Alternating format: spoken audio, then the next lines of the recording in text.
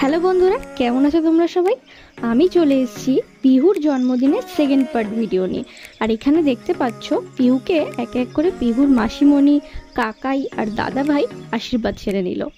আসলে আমাদের পরিবারের সবার প্রিয় আর সবার আদরের সব থেকে ছোট্ট সদস্য, তো সবাই আশীর্বাদ না করলে হয়?